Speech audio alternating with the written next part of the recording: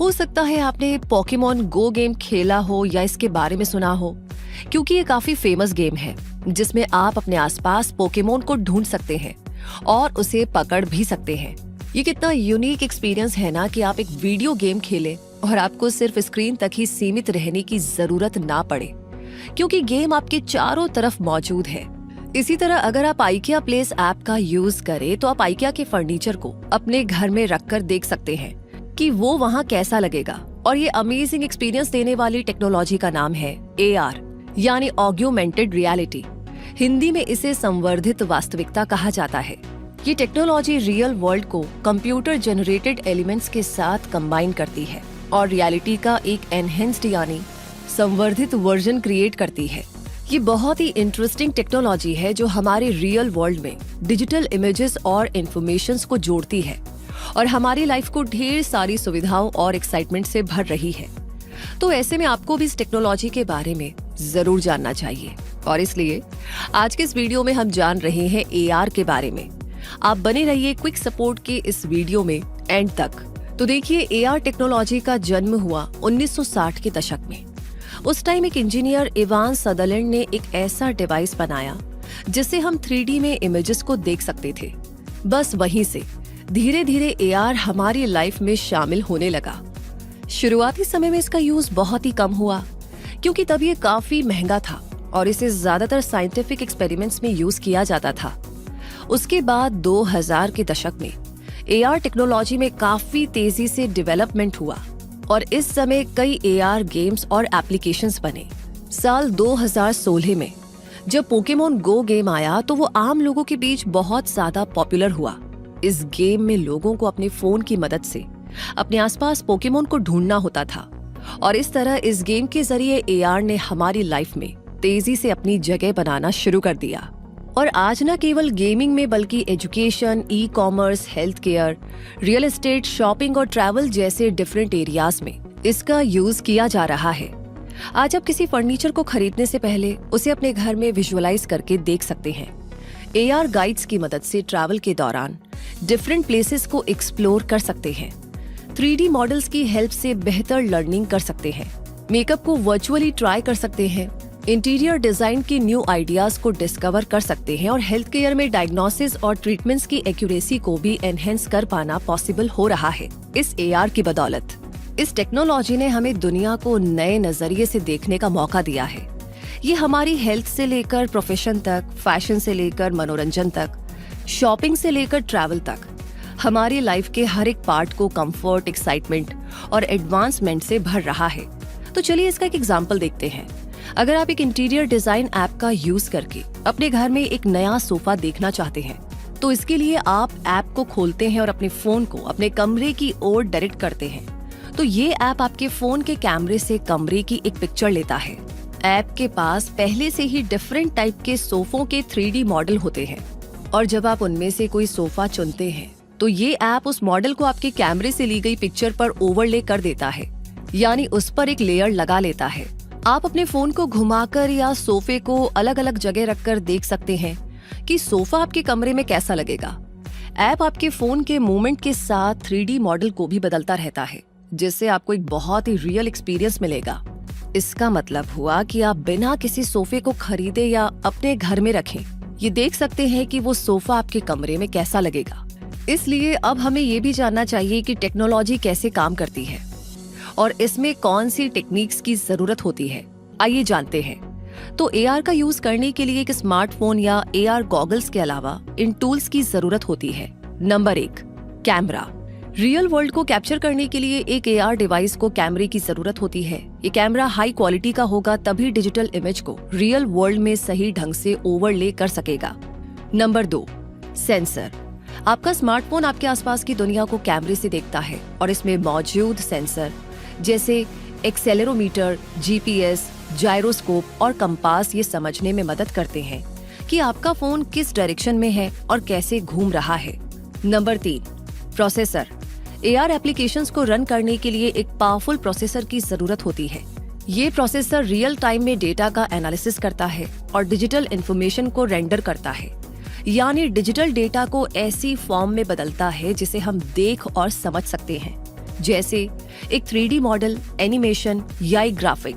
Number 4, software.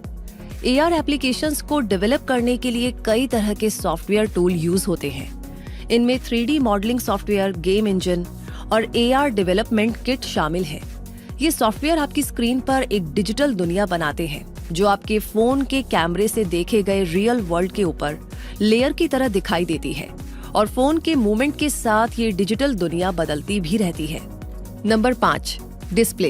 Digital data को clearly देख पाने के लिए ये जरूरी है कि AR डिवाइस में एक हाई क्वालिटी वाला डिस्प्ले हो। और नंबर 6, इंटरफेस। AR डिवाइस में एक इजी इंटरफेस होना चाहिए ताकि यूजर्स आसानी से उसका यूज कर सकें। तो इन 6 टूल्स की प्रोसेसिंग से ही हम डिजिटल इमेजेस और डेटा को इस रियल वर्ल्ड में देख पाते हैं। इनके अलावा भी कुछ टूल्स एंड टेक्निक्स की जरूरत होती है, जैसे नंबर 1, मार्कर बेस्ड ट्रैकिंग, जो कि एक ऐसी टेक्निक है जिसमें एक कैमरा एक मार्कर को ट्रैक करता है और उसके ऊपर डिजिटल डेटा को ओवरले करता है। Number 2, markerless tracking. इस टेक्निक में एक कैमरा अपने आसपास के एनवायरनमेंट को ट्रैक करता है और डिजिटल डेटा या इंफॉर्मेशन को रियल वर्ल्ड के ऑब्जेक्ट्स पर ओवरले करता है।